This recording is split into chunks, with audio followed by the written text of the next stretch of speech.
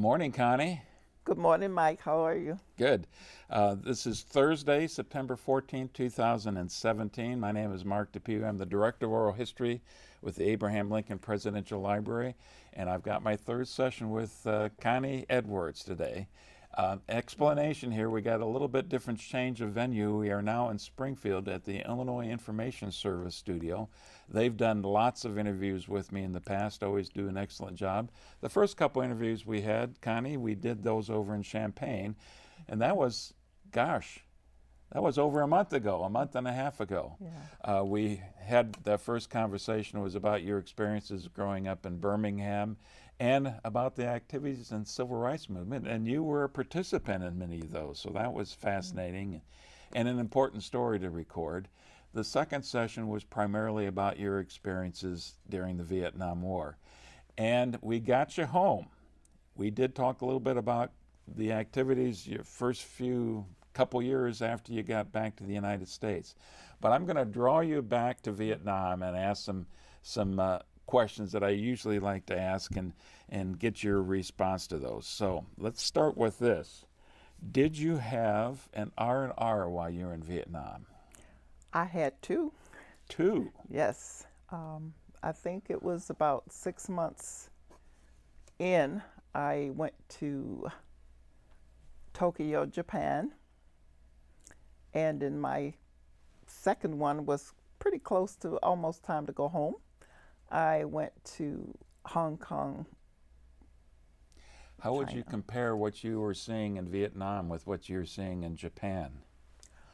Well, in Japan, I had some classmates there who were working in the hospital, so I got to see a couple of the patients there. But one of the things that I wanted to do when I went to Japan was to bring back some plants, because there were no plants where I was in Vietnam. And nobody had told me why there were no plants, but there were none. And whatever I brought back did not survive. I was told that they weren't going to survive anyway. But Japan was beautiful. Why weren't the plants surviving in Vietnam? Learned after I got back to the United States that it was because the napalm had been through where I was staying. So it had killed all the foliage. Oh, the Agent Orange, maybe. Yes. Okay. Well, you just don't know what the implications are, and they're living with it still in Vietnam. Yes, yes. How about Hong Kong? Your impressions of Hong Kong? It was almost like Vietnam in a way. Some of the people lived in the boats in the water. And I do recall my primary reason for going was to shop. And but I went to eat there, and we had fish and shrimp from the water. And for the first time I ever saw a shrimp that I did not want to eat because it had its eyes and it was just a complete shrimp. Well, you're supposed to tear the head off and then eat it, right? I decided to send it back. You wanted to shop in Hong Kong. What were you looking for? Pretty much to have clothes made, shoes made, and to have a pair of shoes that actually fit was really something I wanted to do. I wore size 10, or that was the biggest that they sold in the United States, and it was always too tight, so I was hoping to get a pair of shoes that was going to fit. They fit while I was in Hong Kong, but when I got back to the States, find out that your foot size changes from region to region, so I had to give them away. Did they shrink? Or your feet got bigger? I would like to say the shoes shrank. But I think the foot went back to normal size. Okay. Had a good time on those trips? They were lovely. They were good. Basically, they were 5 days. But it was a nice 5 days just to get away from what we had been into. So that was a good.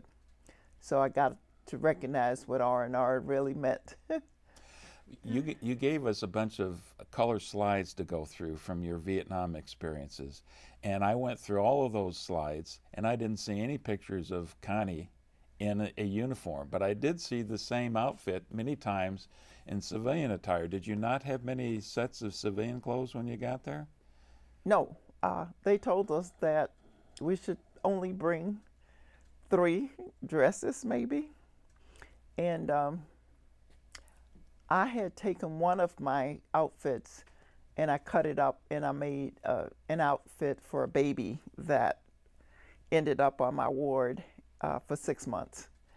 And so, yeah, we wore the same clothes. But most of the time you weren't in civilian clothes anyway. It was mostly the military. Were you the one who was taking most of the pictures I was looking at? If it was of somebody else, yes, it was me taking the pictures. Yeah. How come we didn't see any pictures of you in uniform? Mainly because they asked us not to take pictures on duty with the patients. And so I didn't take them. I only took them on off time. But if I was working anyway, there was not a whole lot of time to take pictures.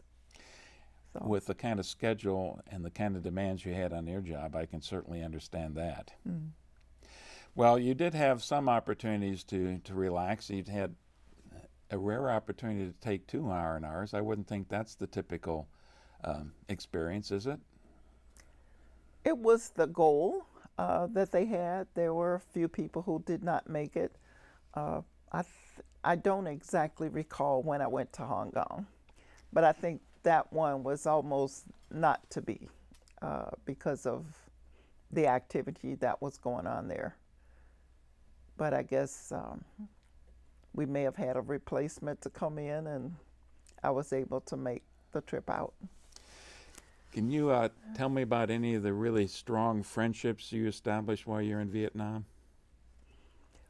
Well, I have one. In particular, was with one of the patients. His situation was kind of unique to us, was to me anyway. He had just got married before he went over, and he was paralyzed from neck down. And he was also had been shot by one of his own people, whether it was an accident or intentional, I don't know. He was an officer, and it was an enlisted person who had shot him. And it was quite an ordeal to take care of him because he couldn't move, and we had to do all the moving. And of course, it was a lot of psychological things going on with him because he had just gotten married, and he learned while he was a patient that the wife's family was going to annul his marriage. And so they got to be a little bit. So I got to meet him again after we got back into the States. And it was an ordeal again because his family had called the Pentagon to find out where I was. And he said, his sister told him that the Pentagon said they did not have any women in Vietnam. So they couldn't tell him much. But she persisted, and they gave him my mother's number, and she gave them permission to call me. Or she called me with their number, and I got them. Somebody in the Pentagon claimed that there were no women in Vietnam? Yeah. It was quite a while after we came back that there was not a real count of how many women actually served. And what I put together from all of that was perhaps there are people who work in a place and they really don't know why they're working where they're working, and they don't know a lot about where they're working. So I would prefer to think it was just the person who answered the phone at the time rather than it was the Pentagon. Really didn't. But over time, we found out that the whole system did not have an accurate record of how many women actually served. You would think it'd be a pretty straightforward process to nail that down, wouldn't you? Should have been, but there was a campaign by the Nurse Corps for us to get ourselves registered so that they could get a better count of who was there, where they were. We're going to talk a little bit later this morning about the creation of the Women's Memorial at the Vietnam Veterans Memorial, so we can pick that subject up again. But back to this officer, did he ever indicate to you whether he thought he had been targeted by this enlisted man or it was an accident? He said he thought it was an accident. The reason I ask is this is about the time, this probably would have been, you were there 67, 68, about the time that there were incidents of fragging, is the term that they use, where soldiers attacked their own officers. Do you know why the family wanted to annul the marriage? Because he was not going to be much of a man after that, because he was paralyzed permanently. Now, I know we talked last time about the dangers of getting emotionally involved with some of your patients. This is one, maybe, did you kind of cross the line in this one? I didn't cross the line when he was a patient. Most of it came after he came back and he wanted to find me. I think it was crossing the line of getting emotional with the patients. I mean, the dean of my college got cursed many times because it's impossible not to get involved emotionally, because in Vietnam, everybody was my peer. Well, most of them were my peer. You know, I was 23 and the average soldier was 18 to 23. So pretty much there you were with your own. And of course, I don't know whether it was just the person contact that we had, but it also might have been just the fact that this is the male generation that I'm supposed to be checking out when I get out of here, and they're disappearing like crazy. And that was hard to look at. But a lot of the patients looked at you like you were a mother, and so of course you, in their pain, I don't think they cared how old you were or what was going on. It was just that they needed to be nurtured at the time, and I guess with the natural instinct, you just did it. Did you have an opportunity to have quite a few conversations with him while he was your patient? I did, but it wasn't too much about, because I didn't want to upset him too much, because I knew he was upset already because he gotten the announcement about the intent to annul. But we were busy most of the time, so it wasn't a lot of time to get too emotionally involved with anybody, because, you know, you're at his bedside with one thing and then you got to go to the next bed and there's another situation going on, or somebody just had a baby and he's not going to see this baby for who knows how long. And so it was from one thing to another, and it was like somebody wants to cry but he's trying to hold it back because all of the rest of the patients are men and they didn't want to cry in front of another man, and you're saying the best thing for you right now is to just let it out and cry. So you'd have a little private crying session with them. So were you shedding a few tears as well?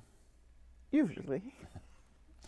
Do you know why this one lieutenant we were talking about, this officer we were talking about, went to such extent to try to track you down once he got back to the States?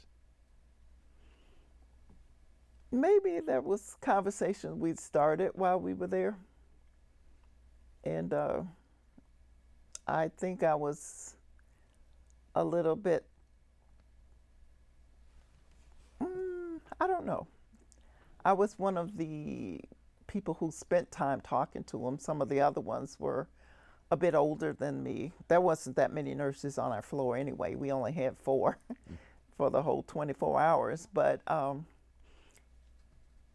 the other ones were older, so I think that might have had something to do with it. And I talk his language while the other ones were telling him he had to get over it. Oh. And so. Was he a white? Pardon? Was he white? No, he was black. Okay. And so I was black, so that might have made a difference as well. That young man had a lot to deal with, it sounds like. Yeah. Well, let's go with a happier subject. Do you remember what you did on either Thanksgiving or Christmas, either in the ward itself or just what the hospital did those days? Well, for both of the days, we had the meal, the traditional meal, turkey on Thanksgiving Day, and that was a good thing. On Christmas, we had holiday meal, and I don't remember whether it was Raquel, one of the USO tours came through, and so a lot of our patients had gone out for that. If they could sit, they went. And maybe some of the corpsmen went with them. I was not privy to go out. I had to stay in and take care of the other ones. But we decorated. Some of the people had sent us, I do remember the Charlie Brown Christmas tree that we put up. And we decorated it. It was hot as ever, so it just didn't seem real to have a Christmas tree, but it was not a real one anyway. I think somebody had sent us one, but most of the leaves were off of it by the time we got it, so we decorated and made us something. I do remember calling my mother, which I thought Christmas night, to ask how was the Christmas day. And she informed me that they had not yet had Christmas Day. They were just putting children to bed for Christmas Eve. So that was a wake-up call to me that we were almost 24 hours ahead of Birmingham. Calling home wasn't an easy thing to do at that time, was it? No, it was, that was my only time that I think I actually got to talk to my mother. You'd have to get in line or you sign up to make the phone call. A couple of times I had had an opportunity to call, but I gave it up to one of the patients. But it was, the phone call was over, hello, over. And the other person would have to say the same thing and you gotta wait, and it was in a big box. And you'd have this strange looking thing for a telephone. And we were told that it would take a while because from Vietnam, it's got to go into some state and then to somewhere else and then to somewhere else. I think they call it trunking. I'm not sure anymore, but by the time you got it, wasn't the most pleasant conversation because you've got to say over every time you wanted to stop a sentence and they start a sentence. So, was this on the Mars system? Yes, yeah. Did you have Armed Forces radio? Oh yeah. Did they play that in the wards? No, we did not play it in the wards because the reception wasn't all that good. And sometimes they would tell us, I think it was called Tokyo Hana, or somebody would intercept sometimes in there and they would have propaganda going on. Hanoi Hana? Hanoi Hana, yeah. Well, and what they kind of didn't propaganda really, was there? Oh, they would tell us, if they thought there was black people around, they would tell you what was going on back in the United States, civil rights protest and those kinds of things, or I didn't listen to very many of them because when they realized that's what was happening, we just didn't play it. The only thing we listened to was Good Morning America, and that was it. Good Morning Vietnam. Good Morning Vietnam. Yeah, yeah. But that was not much there. The reception was terrible anyway. I'm wondering if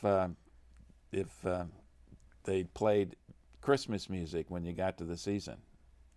Oh, we did. What did we have? A lot of people had like little record players, and they would play those kinds of things. Of course, it was not stereo, so it was not the most pleasant thing to do, but patients who could sing, we would have them start off a carol, and when you got to run to the next patient, they would try to keep it up while you're doing whatever you're doing, and we do it.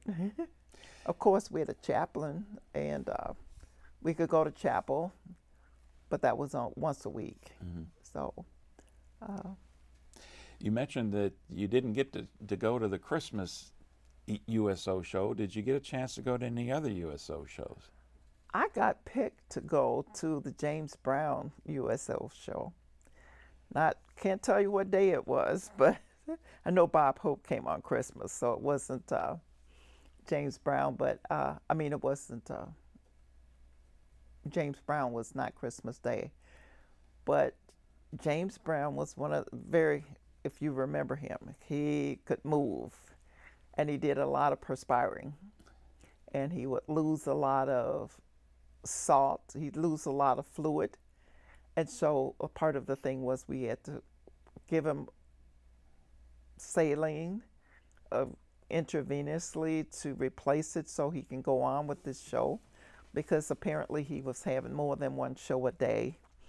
And so I got to be the nurse, and I got to be the one who was going to do the intravenous to start it, which for me it could have been a privilege, but it was also kind of nervous because I knew I was dealing with a famous person. I was very good at starting IVs, but you wonder, now I can't get here and blow this one. Had a doctor with us, and he says, okay, you're going to do it. And for that particular doctor, I knew I was better than he in doing that, so I said, okay, I'll do it. And it was good. But I didn't. Did you have a chance to have a conversation with James Brown? I had a conversation with him, and it was pretty low-keyed. I was in my professional mode, so I didn't think I could get into this autographing thing and all of that. I didn't do it. And somebody says that it was because of my age. I just didn't know where I was and who I had and all that, and I really should have. But I was more interested in doing my nurse thing than I was him being the celebrity, and I'm in awe with him.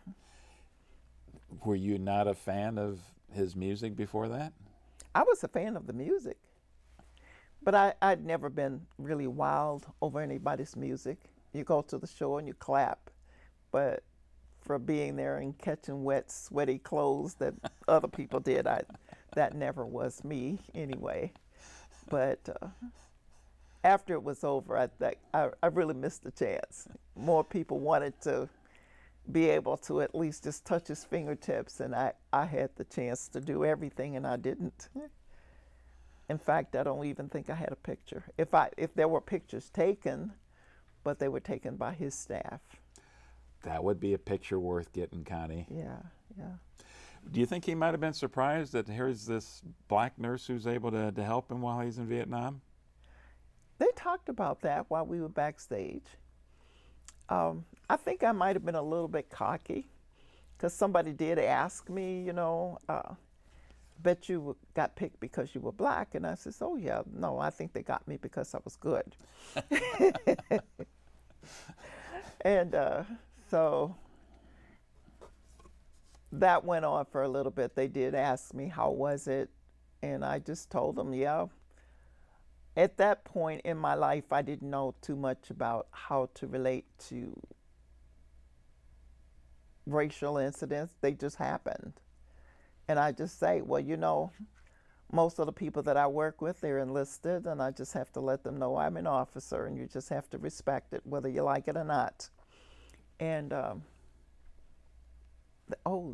and one of them did comment that they thought that was pretty strong of me to do that. And whoever it was, I don't remember, but they just said, keep it up because you're going to be here. I think I was only halfway gone, not even halfway, because I went there in August, may have been about 4 months later. So I had 8 months to go. So that was encouraging, just to say, hey, yeah, you know, just keep up, know who you are, and if they throw the junk at you, just throw it right back at them. Mm-hmm. But it's almost like you become a mini celebrity because you had this close encounter with a celebrity, huh?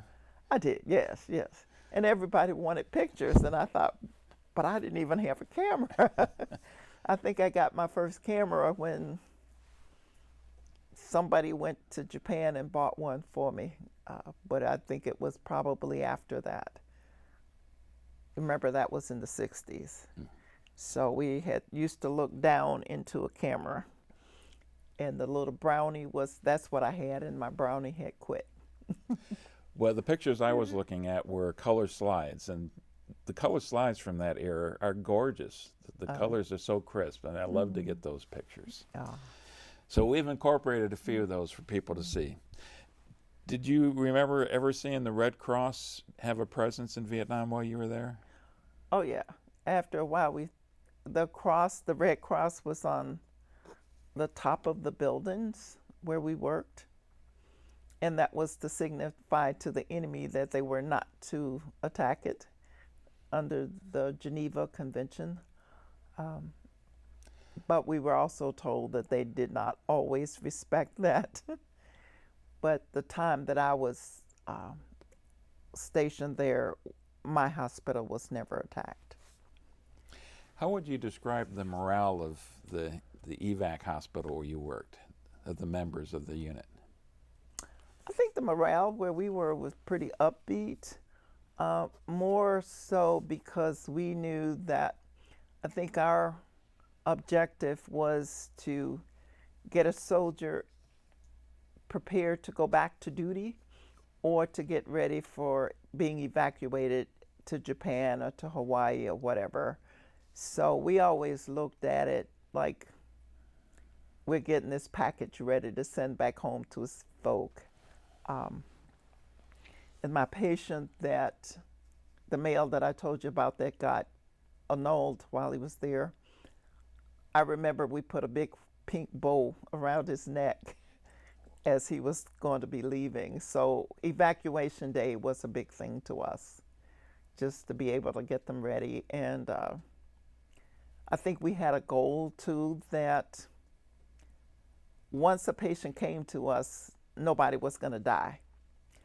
And if the evacuation period was to be 30 days, and our goal was to get them out in less than 21 days to get moving.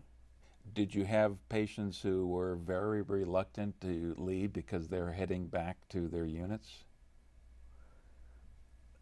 Reluctant to leave to go back? Not really. I think a soldier sometimes is kind of a unique brand. A lot of them really wanted to get back, and a lot of their most of them, when their commander found out where they were, they would come to visit them, and they would be excited about going back. I did have a brother-in-law there. I didn't see him while he was there, but he had a hard time. He got injured, but he did not want to go back. And my sister wrote to me and asked me if I could ask them to send him home. And I didn't know what was wrong with him, but what he told me was wrong with him. He was one that was entitled to go back to work. So they got him ready to go back to work, and that was it. I wrote a letter to the commander, and I wrote a letter to him And he told me after we got back home that he'd gotten into trouble because he had a relationship with an officer. And it took him quite a bit of time to prove to them that I was his sister-in-law. But he didn't intend for them to know that I was his sister-in-law. He was belligerent and told them that I was his girlfriend until they really got on him. And he never wrote back, and the commander didn't write back either. And my sister was very concerned about it. I think the commander talked to him instead of writing back to me because I was asking him what was going on with him, but he wouldn't tell me. And that was it. Did you have, by the time you get later in the war, drugs and alcohol are big problems with the troops in the field. Did you see any of that in the hospital while you were there? I didn't see it as much. I heard about it.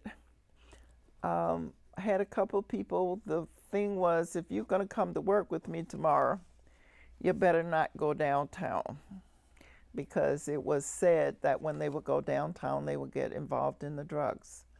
But I honestly never saw it during the time that I was there, except they would tell us that if you saw the Vietnamese the men sitting outside of the hooch, of the hospital hooch, with red teeth, that they were chewing, I think they call it Beetlejuice, and that was some kind of a drug.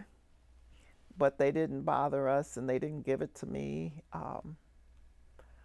I honestly think that at the time that I was there, it was too busy for anybody to get tangled up with recreational drugs. Did have a couple of patients that come in. They said they were on morphine, and they, of course, when a corpsman would find them out, if they were in lots of pain, they would give them morphine to cool the pain.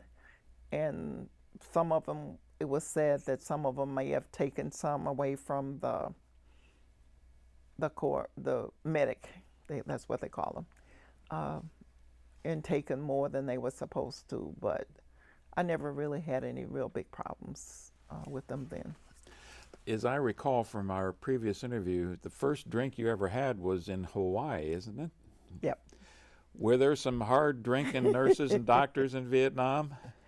There were.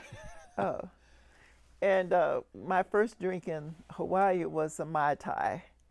And I think I did get down to the point of drinking rum and Coke when I was in Vietnam. But I was more fascinated. I couldn't get drunk. I mean, I couldn't drink enough to get drunk. Though the bar was right next to my quarters where I slept. And a lot of people went out there, but I was more fascinated watching the other people get drunk that even if I had something to drink, I didn't drink it because I wanted to watch them.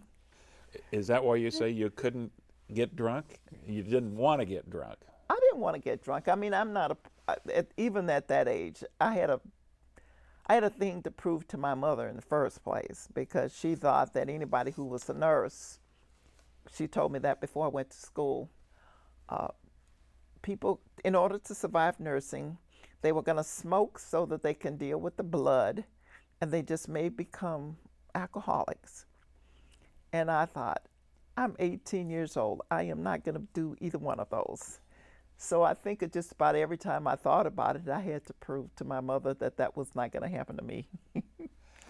My impression of soldiers, military people in Vietnam was just about everybody did smoke. They did. But for some reason, my father was a smoker, and that was something else that I was not going to do. And I just didn't. To this day, I've not smoked a cigarette. Did most of the other nurses and the doctors that you worked with smoke? Most of them did. They were not allowed to smoke in the workplace, And so a lot of them would go outside, but we didn't have that much time to be going outside anyway. But um, I just never had the desire because it was just like I couldn't understand why people would smoke in the first place. My college roommate had got put out of school because she smoked inside the room. And that was not something I wanted to do. How about the patients? I bet there was a lot of patients you dealt with that were really wanting some nicotine. We would take them outside. If they wanted their cigarettes, I would take them out there, but they'd have to be in a position that they could get left out there because I wasn't going to stay out there with them while they smoked. Okay. You talked very briefly about that one phone call you had for the entire year that you're in Vietnam, calling your mom at Christmas time. How else were you able to keep in touch with the family and friends back home? Well, you could write, and that was, mail call was very important to us. And so it might take a week or so for us to get a letter. So that was the big thing. And you would always just look forward to mail call time. Who were you getting letters from? Well, I got the letters from home, but every now and then I would get one that was from somebody who had just seen me there in Vietnam. I would get some that was addressed to the Captain Black Nurse. And I'd get it. The chief nurse would make sure that I got it, and I'd look into it. Sometimes it would have a photograph of the person who wrote it, and it might have been somebody who just showed up at the hospital for sick call. Captain Black Nurse. Mm-hmm. Connie, why were they writing these letters to you? Well, a lot of them they would like to get to know me more. And for a lot of them, they claimed that I would have been the only round eye that they had seen since they'd been there. Most of the letters were just at that level, just want to keep in contact with you. If we get back to the world, maybe we can see each other again, but that was it. Did you ever seriously consider taking them up on these offers in one of these letters? I didn't, no. Did you keep any of the letters?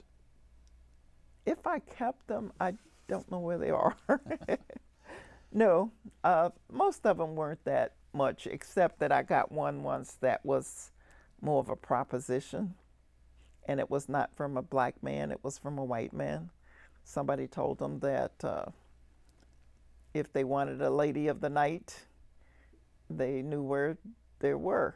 And I said, well, I don't know how they could come up with that kind of a statement, but I gave that one to the chief nurse. For disciplinary reasons? Yeah, I told her just figure that out. Did you hear about what happened after that? No. Were you one of those people who counted the days when you got close to the end of your tour, when you'd be going back home? Oh yeah, you were short. Yeah. That was a big thing, that most people knew who was short, because you just, wherever you went, somebody, how are you? Short. 6 more days and a wake up. Did you have a calendar? I had a calendar. That you crossed the days off? Yeah. But my calendar didn't look like some of the guys' calendars, though. I saw some of those. Well, what did their calendars look like? Probably had some naked lady on it that they put a picture up and talked about what was going to happen after they got home. But I think it was the short thing was that, hey, congratulations, you made it. And that was pretty much the way we kind of looked at it, celebrating. Not so much that you wanted to go because you were beginning to get those mixed feelings. There was going to be somebody left or something you didn't do while you were there, and being able to keep up with the people to make sure that a project that you started would get completed or something like that.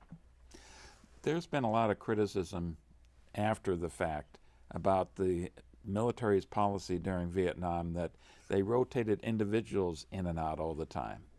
And so you get this attitude, well, I'm short and everybody else is going to be stuck here. It sounds like when you first got there, you were treated well. Everybody was more than happy to see you there, and they took you under their wing and got you going. Did you see anything on the negative side while you were there about some of the new people being treated? I didn't, no. Or people who were kind of checking out of the loop and deciding really not taking their job seriously as they got close to the time their tour was ended? Oh yeah, we see that every now and then, especially if you were working with a medic who might have been short and just be a little careless about how they worked or whatever. Being a relatively new graduate, I took that pretty seriously. Because whatever your subordinates do, you're held accountable for it. And so that was also the case with the military. So you kind of keep an eye on that short one, because if they started cutting corners, then you know that they could do something that I would eventually be accountable for. Okay, I'm going to put you on the spot here, Connie. You had quite a memorable year that you spent in Vietnam. Is there one moment that really stands out as the most depressing or the most discouraging moment for you? Yeah. The one that I had was we had a soldier that came in unconscious, and his name was UNK, and that meant unknown. And I think the whole time he was with us, I considered it was almost my mission to find out who he was. And that did happen while I was there, or while he was there. He also had malaria. And I don't recall now about how long it took for his unit to find him. But they did show up and found him, and we were able to know what his name was.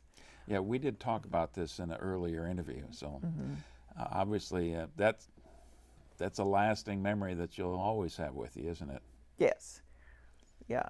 And the other lasting memory that I had was to actually see his name on the Vietnam Wall. He did pass away before he left us, but he did not pass away on my floor. Because he had malaria, they transferred him to the floor that took care of the malaria patients. My floor was surgical, and he passed away there. And just to see his name there, that kind of put that back into my head. I didn't see him dead there, but to see his name on the wall actually meant that it was closed. I didn't look at it as a sense of failure, because his surgical problem was not the reason that he died. It was the malaria. Is there any particularly uplifting or heartwarming memory that you still have with you today? Yeah. One of the ones was we ended up getting a baby. The soldiers had encountered a lady who had had twins. One of them died, and the other one they brought to the hospital. They kept it in the recovery room. It was another part. After they come in, they have surgery, and then they go to recovery, and then they come to my ward where people are more alert and possibly walking around. The baby ended on my floor because it was less intense. And of course, I told you I cut up one of my dresses and we made clothes. It was a lot of fun trying to figure out how to take care of a baby, because America did not go there prepared to take care of babies. So to get the baby fed, we ended up, I don't know what we did. I think the veterinarians had something that they had a new nipple, so we made a bottle out of a pop bottle. We made diapers out of the ABD pads, and I'm told that she left the hospital with that little outfit that I made with my own dress. and we kept her until one of the soldiers and was going to be leaving, and he was going to get married. One of the, was it a doctor? Yeah, one of the doctors and a nurse got married, and they were going to adopt the baby. And we saw her when she was 30 years old back in the United States. How was she doing? She was doing beautifully, and she remembered, and we were able to tell her the stories. The parents had already told her how we took care of her. But it was a joy to the patients because some of those who had babies while they were there, they were to help me to take care of this baby on this floor. So we would get her bathed, and I would teach one of them how to bathe the baby, and they'd hold her and they'd do whatever, but we kept her there for months. And that was when everybody saw how it was really therapeutic for the patients. That was a good thing because it wasn't like it was overburdening to us to take care of her. It wasn't overburdening because they all pitched in. We all pitched in to take care of her. Yeah, I can imagine how the enthusiasm would be when you're dealing with that. Point of clarification here. You're saying she wasn't on my floor, but I thought you all were in Quonset huts, separate Quonset huts. So is that just a term that is used generically? Well, we call it ward. My ward. Okay. It was a Quonset hut, and each ward was separate. Little house all to itself. Okay. One last question about your experiences in Vietnam itself then. What would you consider was the toughest part of that year? The toughest part was, believe it or not, was to go to figure out when you were supposed to get some sleep. Because if you were on a 12-hour shift, 6 days a week, and most of us would think, well, I don't want to work all nights. But if you're on a 12-hour night and then you got to go back on to the 12-hour day, when do you really get sleep? And for me, I guess I didn't sleep that much because no matter how long you work and how hard you work, people never, if you're supposed to be work at 15 minutes early, you didn't get an excuse if you were late. So a lot of times I didn't go to sleep was because I was afraid that I might be too tired to wake up, so I just stay awake. And I would go into the cafeteria and help the cooks to cook at night. And drink some coffee maybe? No, I didn't drink coffee. I had not gotten into the coffee drinking thing yet. You didn't smoke, you didn't drink much alcohol, you didn't drink coffee. My gosh. Yeah. You were different than a lot of the other people you're working with, I would think, in that respect. Yeah. We've already talked about the experiences of you coming back home. That would have been in the middle of '68, as I recall. How much more time did you have on active duty in the military after you got back home? I had a year left. Vietnam was actually my second year. I had a 3-year obligation. And so I had another year on active duty. Where did you spend that year? At Fitzsimmons in Denver, Colorado. By the time you're getting back, the mood of the country about the Vietnam War had really changed, and it only kind of accelerated in terms of the negative feelings that Americans had. So I guess what I'm wondering about is, how were you dealing with, what were your thoughts about all of the anti-war protests that they're now seeing once you get back to the States?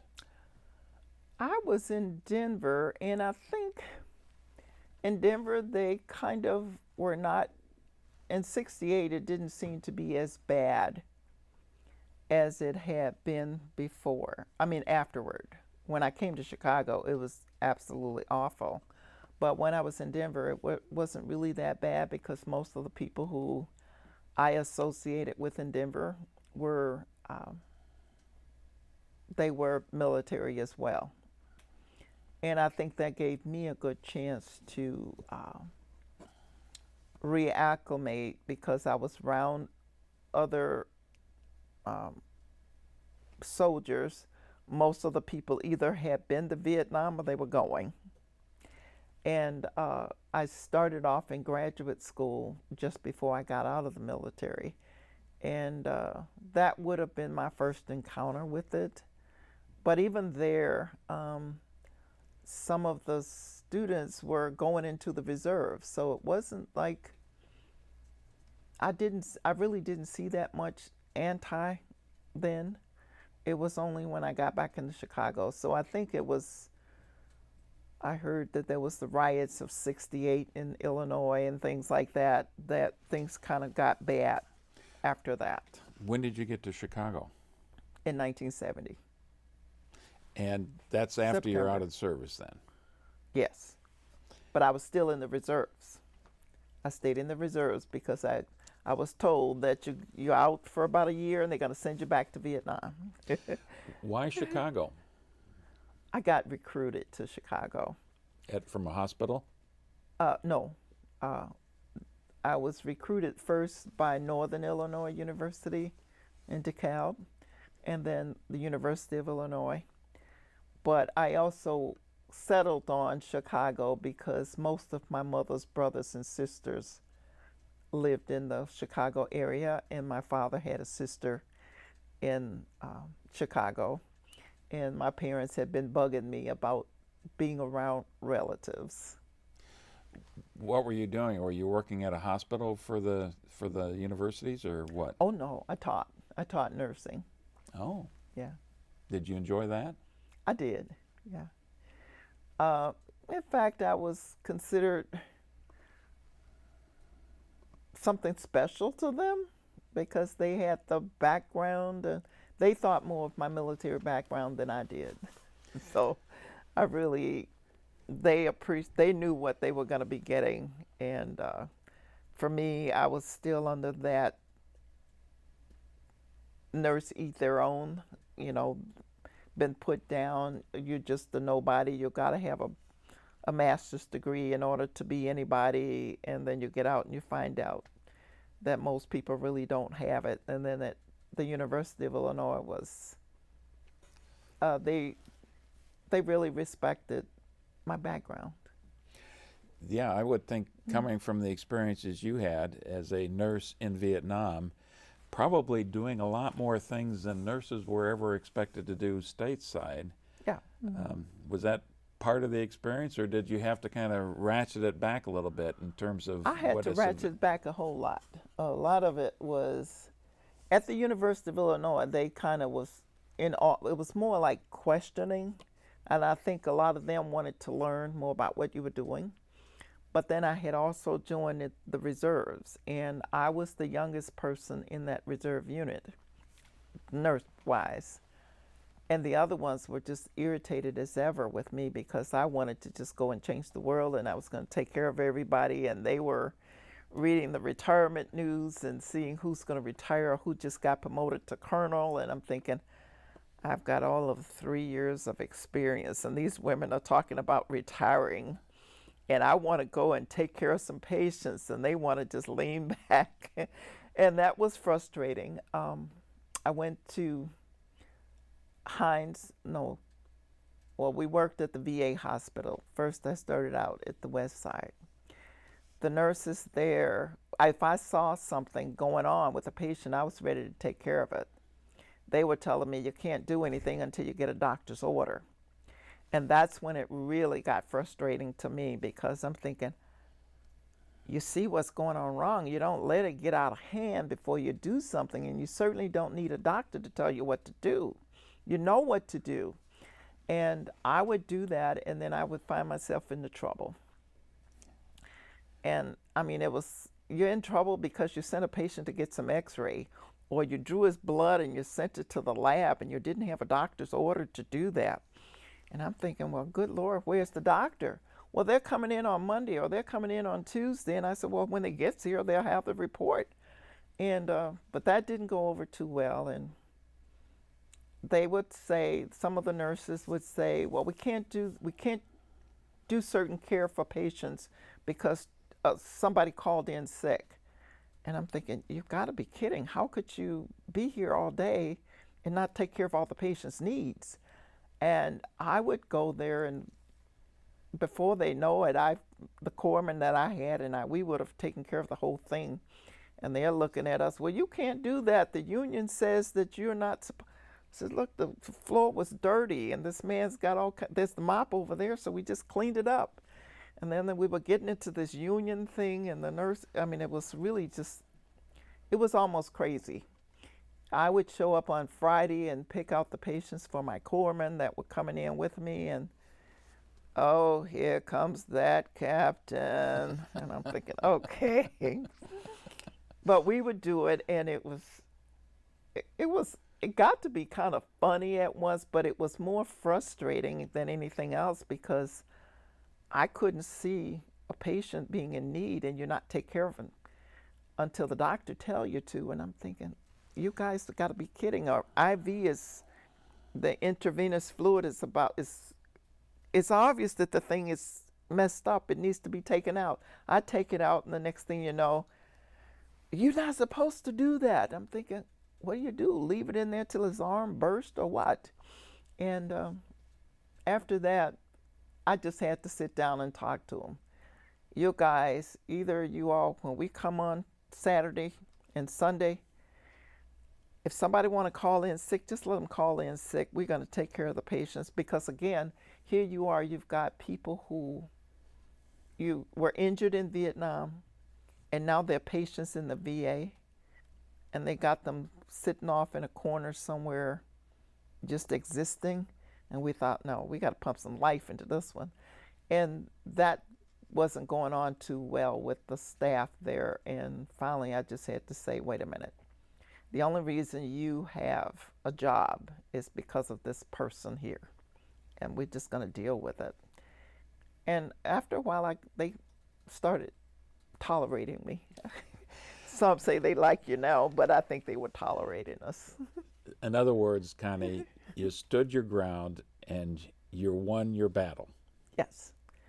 At the time, I didn't know that, though. I just figured that was all I knew because I went from school to the Army and then to Vietnam, so I did not know all of the stuff that nurses know when they've been in the field a longer period of time, and they felt like it's time to cut corners, and I just hadn't figured out how to cut corners yet.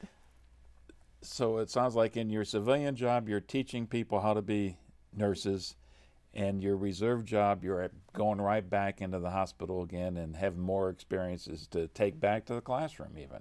Right. Mm-hmm.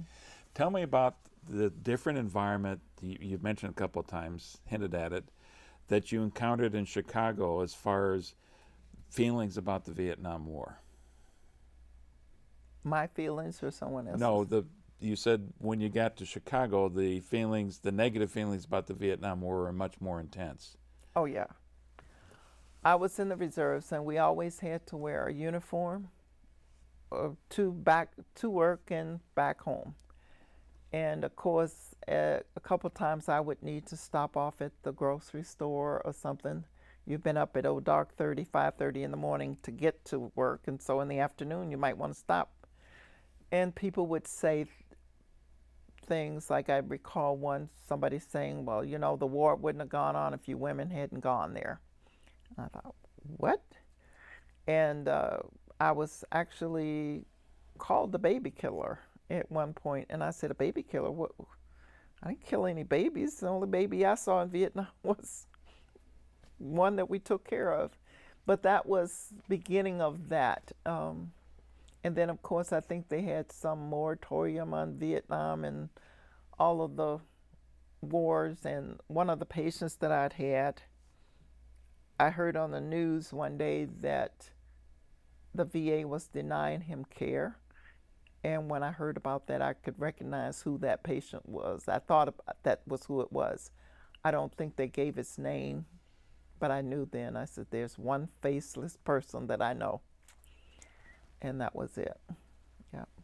Yeah, and you told us about that patient last time we were here. Yeah. How did you feel when you were getting that kind of reaction from the public?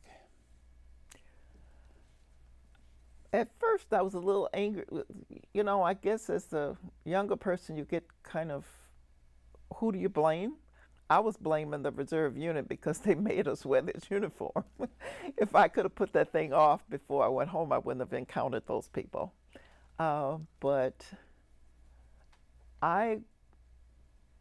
it was almost like a year of my life had to either be put on hold or I had to deny that it ever existed. And I think for the first 5 years, I probably acted more like it never existed. But it got to be harder because, like I was telling you at the VA, I just did what I thought was supposed to happen. And it was kind of hard to hide that you had been in the military. And then when I got my first job outside of the university, it was almost just the people had looked at my resume, and just looking at the resume, anything that I said or did was because, oh, well, you're not in the Army anymore. What did I do to make you think that I'm in the Army? We're supposed to move from point A to point B, and you guys are still sitting back there like you don't know you're supposed to go there. And it was like, I thought that the rest of my life was going to be tied up with somebody just looking at my resume and seeing that I had been in the military, and you're just accused of strange things, like you're supposed to be somebody's boss, or why do we have to do it this way, and things like that. It was frustrating because all of a sudden it's just like you got to turn your brain off, you got to turn everything has to get turned off in order to get familiar with these people here. And things that they thought was frustrating was things that I thought you can do with your eyes closed. And instead of people being applauding that, they would get more upset about it. But at the University of Illinois, they expected. I mean, I would have to say that was one group of people that really respected where I was coming from. Had you formed your own opinions about whether or not the United States was doing the right thing in Vietnam, that we should have been there? I heard those questions a lot, but the position that I had taken was I can't do anything about what they're doing there, but I see my peers are here. And I had been taught that no matter who the patient is a patient. But so I think I had kind of taken the old Tuskegee thing. If it's a patient, then you treat them like a patient. And so I did not, because things were moving so fast, I really didn't think I had time to deal with a lot of that. You didn't form an opinion about, well, we were wrong to be there, or no, this is the right thing for the United States to do? No, I didn't. I started hearing, the more I heard it, and because I'm no longer in this fast-moving environment that I was in Vietnam, then I was thinking, when I'm by myself, maybe then I started thinking, wonder what are they talking about? And then I started questioning. We really didn't know why we were there, but we were told that communism would spread. And that's what it was all about. But then at the same time, I knew what communism was, but being in the civil rights movement, we were also hearing that Martin Luther King was a communist. And I'm thinking, somebody is goofy here. And to try to sort that out, how could they call Martin Luther King a communist and we're over there fighting this communism?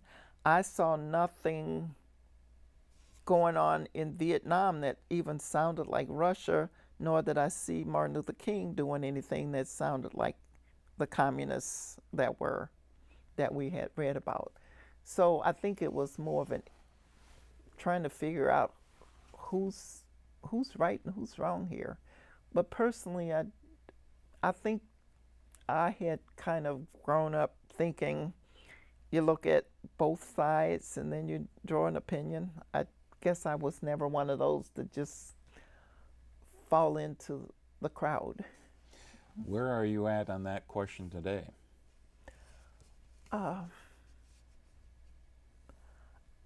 went back to Vietnam in 2012 to try to settle up on that. And I still question, why does the United States have to be ahead everywhere? And it almost looks like we're the ones who are going to be the real motivators, and everybody else kind of fall in around us, and we take the greater hit than others. But I can see sometimes you can see the value of people coming together and understanding people more as people. And I think that's where I was. I can see it more as they were people, because I had gotten to the point of looking at the North Vietnamese as being the communists and the South Vietnamese as being the victims. But why is the United States here? Still working on it. I'm sure in the experience you had working in the VA hospital and around plenty of other GIs, one of the things that a lot of veterans can get upset about, it's kind of a symbolic thing, but Jane Fonda in 1972 going to North Vietnam and having her picture taken at an anti-aircraft battery, and that oftentimes gets some emotions flowing for some of the other Vietnam veterans. Did you have any feelings yourself about that, or did you find other veterans who did? Oh, I see a lot of them who were just upset about whatever it was that she did, but I also find that sometimes they're not real specific about what was going on. And a lot of what I saw with her, as well as many of us, we may have gotten involved in stuff and we didn't really know what we were involved in at the time. And it was almost like, well, people do better when they know better, but some of the things that they did, they just probably just didn't know any better. But I still looked at her as providing a service for the patients, because I saw, even when she was there, that the ones who were able to get out to see her, they were more perked up when they came back after this, just seeing the show. But so she was there at a USO show? Jane Fonda was? She was, yeah. Oh. Yeah. Okay, that must have been before 72 when she went to North Vietnam then. Probably, yeah. 1973, the Paris Peace Accords ends the war, on paper at least, divides up South Vietnam. There's portions that the North is now under control of. There's portions that the South are under control of. It falls apart in 1975, and the entire country then is occupied and under communist control. Do you remember your emotions when you heard about that? I really didn't look at it like we had lost the war. I think it was a good thing that we were able to come out of there. The fact that they were back under the control of the communists, I'm not sure how well we had strengthened them to be able to take care of themselves. I felt like what I saw when I was there, we were doing more for them than teaching them how to survive. So that part I really looked at, like, we need to spend more time helping people than doing for them. When I went back, I actually spent 3 days in Hanoi, and I saw those people as being just as people, and we are. I can hear them on some of the tours that we went through. They did point out some of the tunnels that were there, and I could see that they had been victimized at some point long time before we got there. And that also told me that everybody needs to know the history behind what's going on, because they had suffered to some extent, and it looked like it was an economic thing. But I just saw the people as one great people, and that's where they were supposed to be. But I could also see this little sticking out of the chest of the North Vietnamese of how they had done it, and they were looking down on the West as having caused some of this problem. And I think that at some point they'll get it together and really understand what really went on, because I don't think a war needs to last forever, but I think there needs to be some more involvement of the people that you're helping. How were you treated by the Vietnamese when you went back in 2012? We were treated like royalty, really. There was one place that we went to, a restaurant, and the lady told us she was one of the communists. She had been in the military, and she said she shot up a lot of United States soldiers. And she told us, we eating at her restaurant, she says, but I'm gonna tell you, if I had seen you in 1966, I would have shot you. But today she was our friend, and it was like, okay. And then you see us putting back, the country is back together. They seem to be doing better than we are here to some extent. You can still see some of the propaganda going on. In Vietnam? Yeah. Okay, get you back to the United States again, and you've already talked quite a bit about what you've done after you got out of the military, getting to the Chicago area, and obviously it sounds like you've stayed there for the rest of your life in the Chicago area. Is that right? When did you get married? 1970. No, 74. 74. I went to Chicago in 70. Okay. Tell me about your husband. My husband is from the West Indies. What's his name? Tony. Anthony Edwards. And he was working at the university when I went there. And had some people watching out for me as I walked through the building. And we had a date that I didn't know. I thought he invited me to come to no, he was selling tickets to a dance. And I thought he wanted me to buy a ticket. He really wanted me to be his date. So I asked him if I could get another ticket, and I was getting one for my date.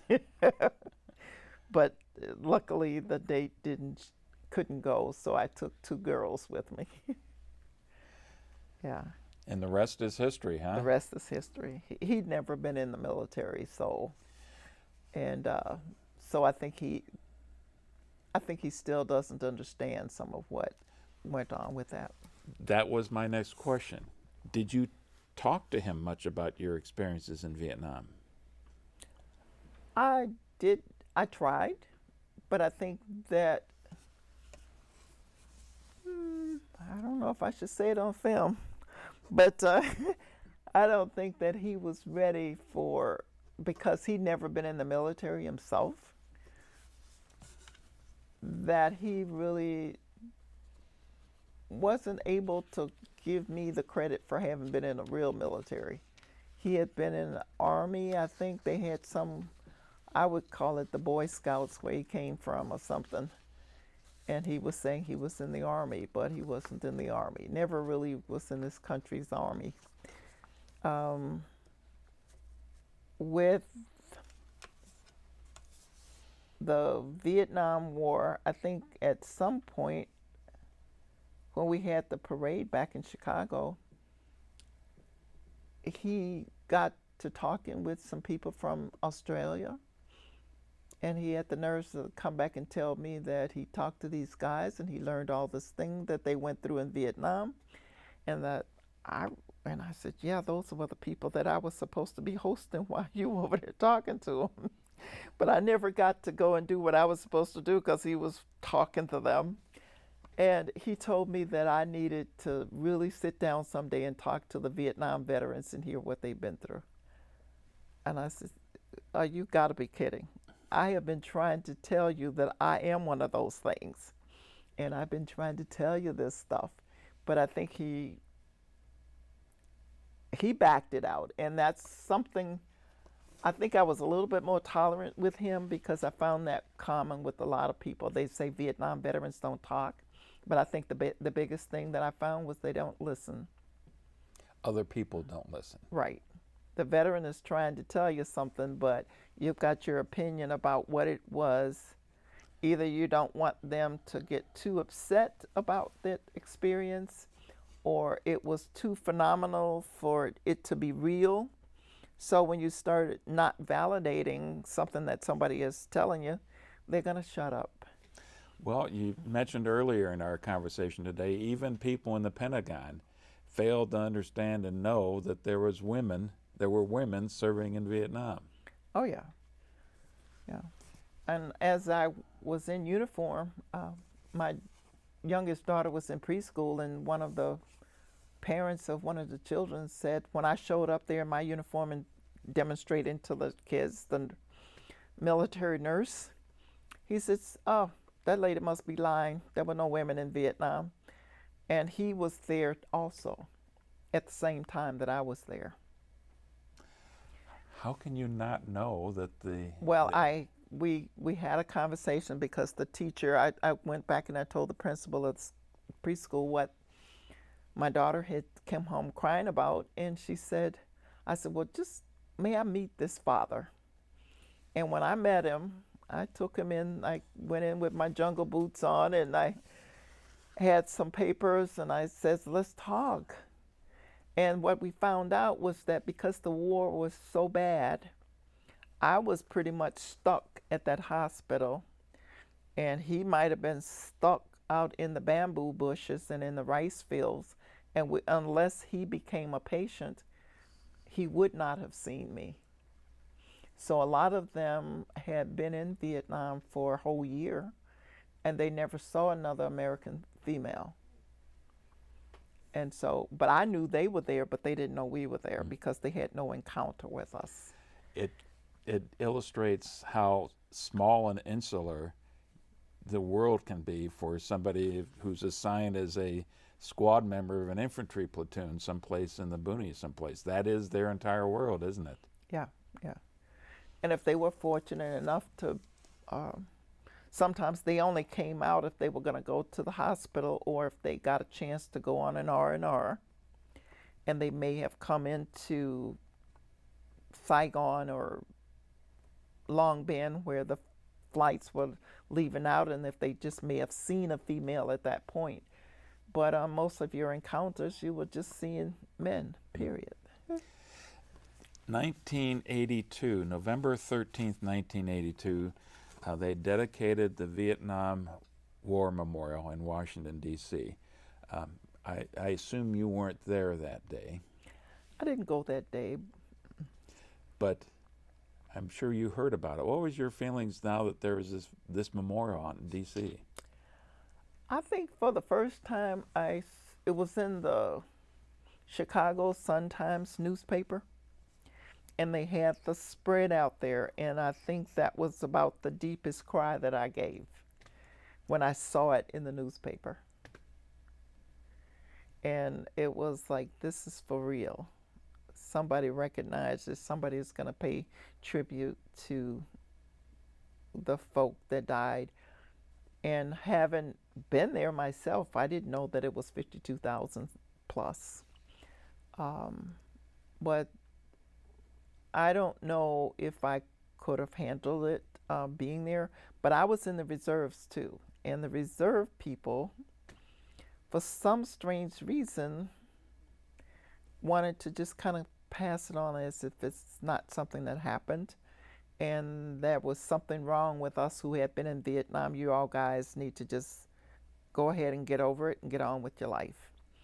And I think on that particular day when I saw it in the newspaper, I was by myself. So I just let myself have my little cry. Why do you think you had such a powerful emotional response to that? Oh, I don't recall, but I think the main thing was that it had happened. I think one of my first thoughts was that the person who actually designed it was not an American, and it touched that person to that extent that they put together the wall itself, and that was. So I kind of thought about the artist who put it together, and the fact that we were recognizing in. There are 6 names. There were the names of 6 females that are on there. So I said, well, I guess somebody would recognize that those 6 weren't there by themselves. They had some colleagues. Was part of your reaction that sadness over 52,000 people dying? Or was it kind of an emotional release because finally there's some recognition of what had gone on there? I think it was, considering the years that had gone before that in the 70s, I think it was more like there is the recognition that even though it seemed that most people thought we should not have been there, that some people were there and they gave all. And that they recognized that whether we should have been there or not, it really was not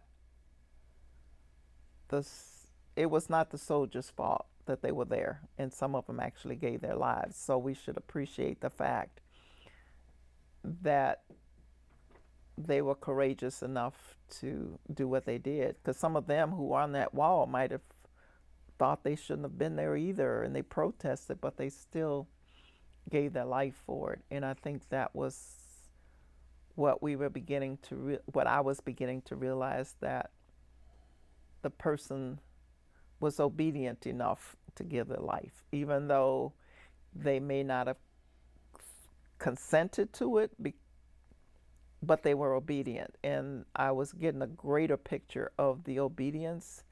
And if you were to be defending the country, that you needed to be obedient. And I had probably just even thought about sometimes when I was being trained to go to Vietnam, that I didn't do something that I was supposed to in a simulation, and they declared me dead.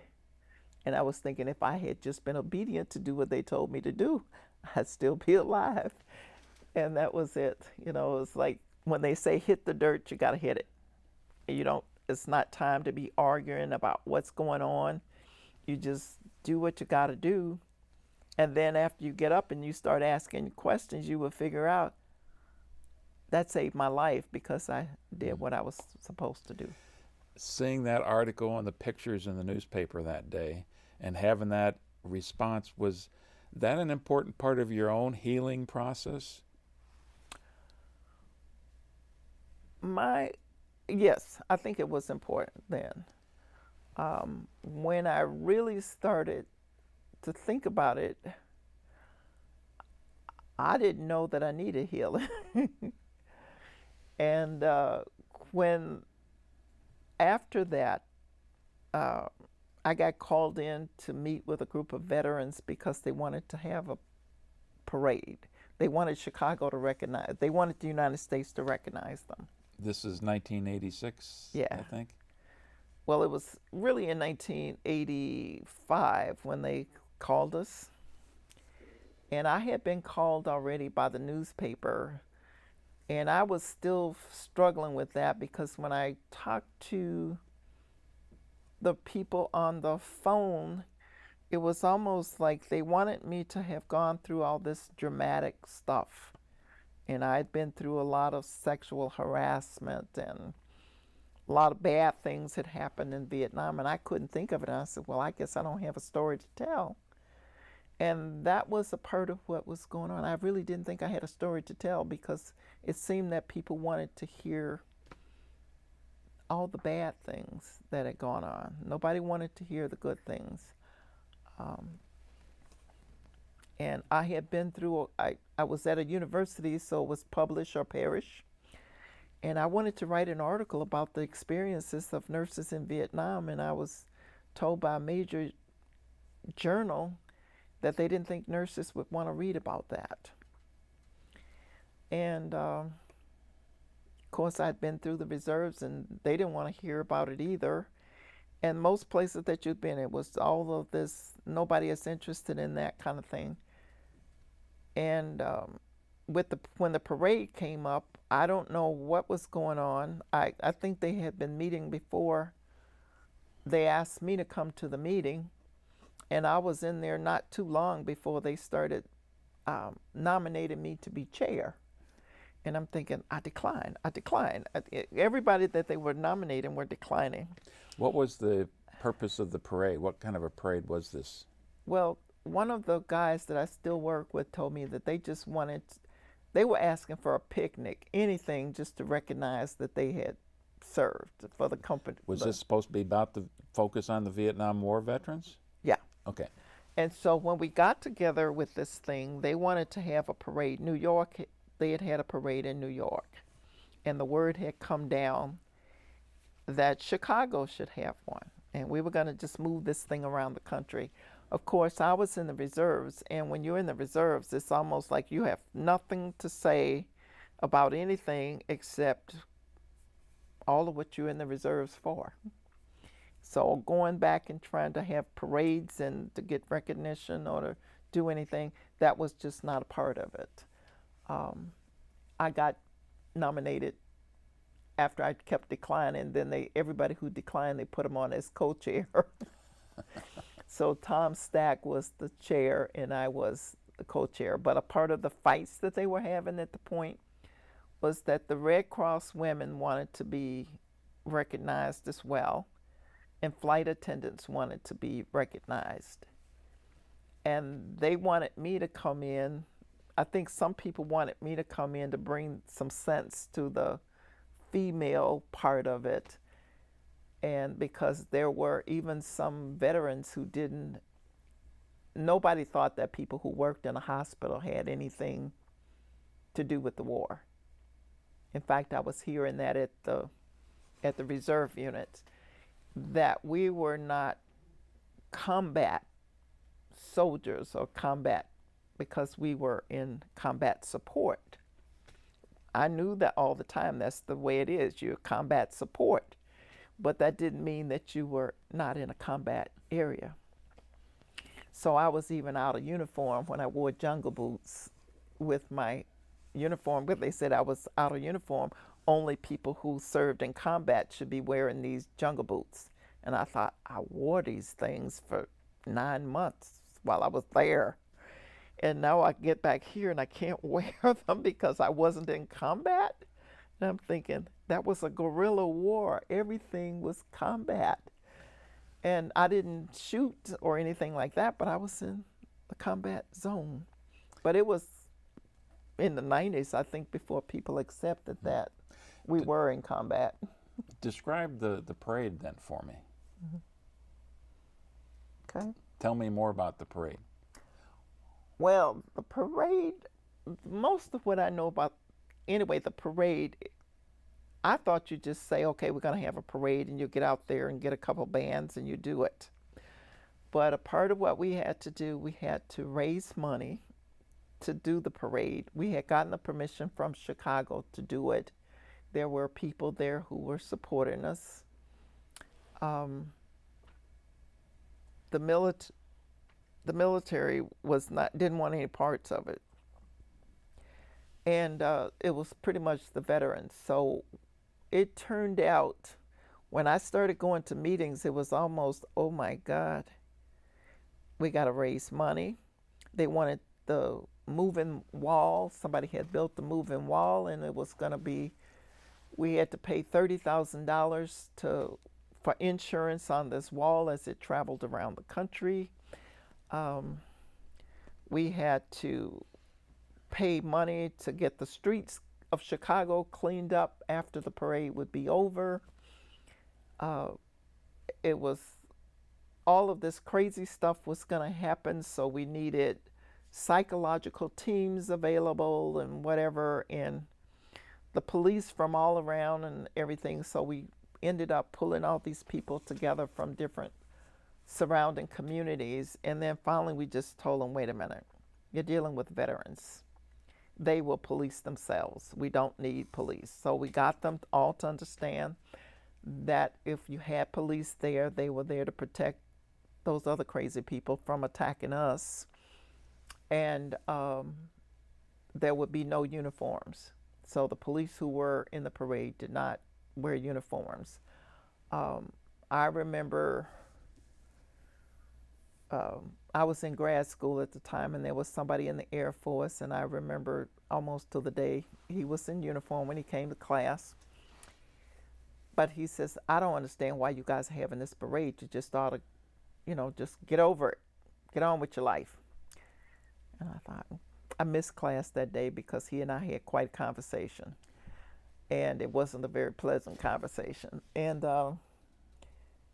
then we asked the VA, we wanted the patients from the VA to be in. The VA said they were too sick. But on the day of the parade, there must have been 10 trucks full of staff and patients from the VA.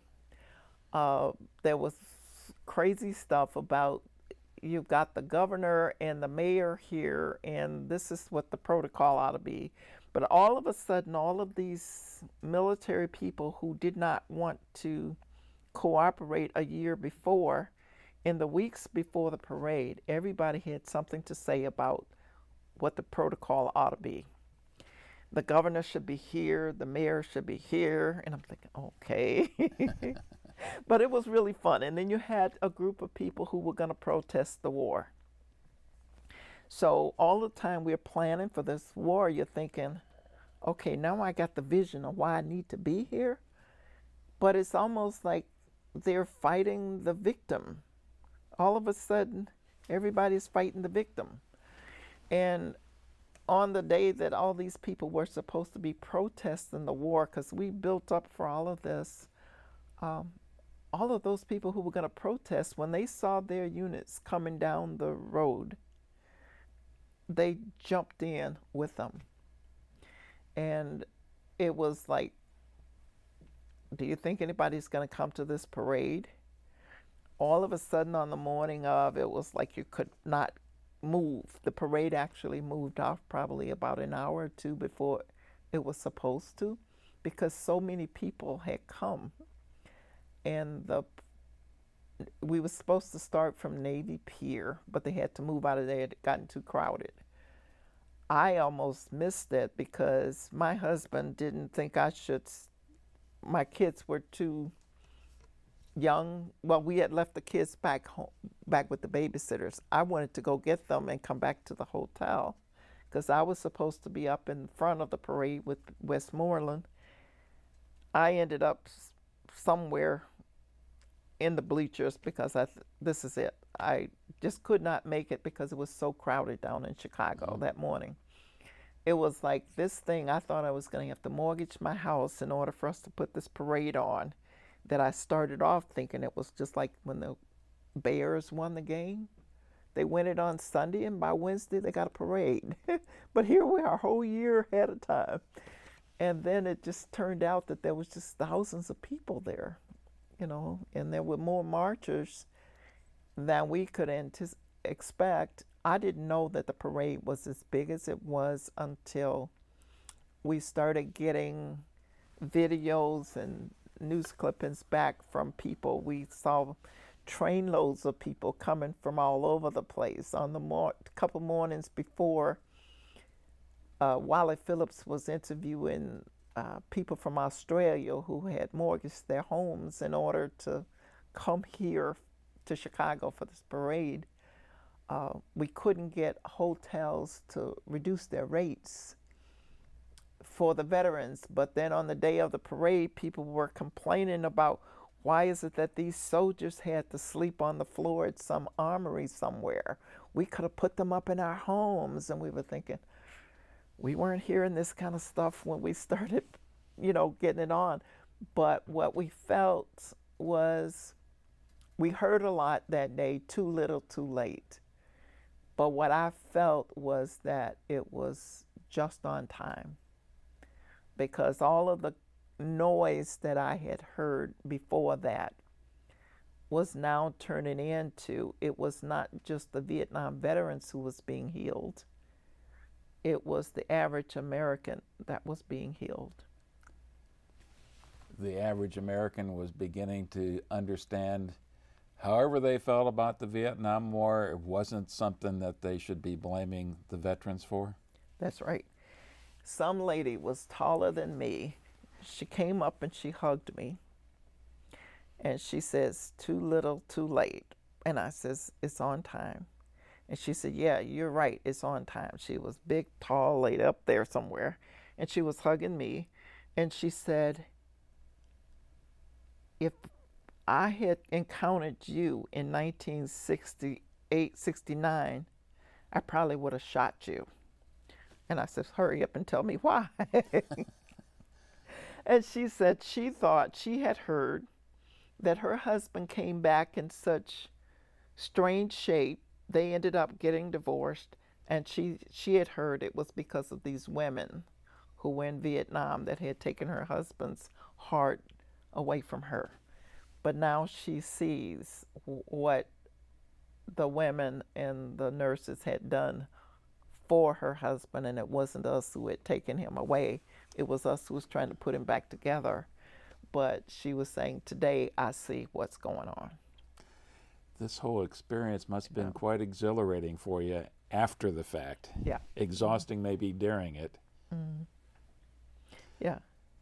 Any other comments about the parade then? I missed a lot of the parade itself.